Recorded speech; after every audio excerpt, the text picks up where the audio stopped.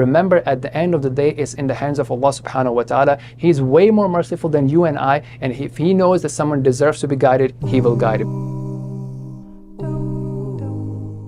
إن الذين كفروا سواء عليهم أأنذرتهم أم لم تنذرهم لا يؤمنون ختم الله على قلوبهم وعلى سمعهم وعلى أبصارهم غشاوة ولهم عذاب عظيم.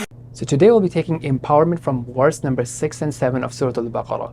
And I have 3 things for us to share today, inshallah. So first and foremost is that many times people think that, you know what, let me just try this once. So you know it's a sin. You may have friends, you may have people, you're like, let me just try it once. And what is the consequence of trying something for once? And what are the consequences for not doing tawbah from that, not repenting from that sin?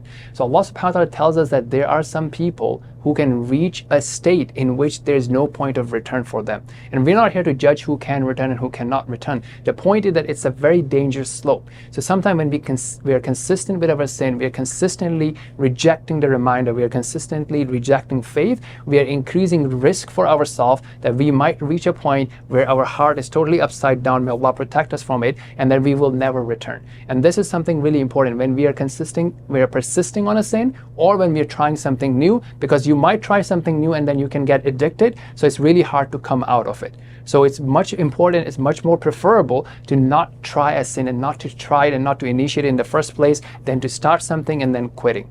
Okay, the second thing that we learn here is basically that you may have a loved one, a family member, a friend that you're really trying to transform or influence and bring them from misguidance to guidance, and you're not able to do that. And sometimes we start blaming ourselves, and sometimes we start feeling really depressed, and so on and so forth. So remember, at the end of the day, it's in the hands of Allah subhanahu wa ta'ala. He's way more merciful than you and I, and if He knows that someone deserves to be guided, He will guide him. So we make our best effort, but we leave the results to Allah subhanahu wa ta'ala and trust in His decision.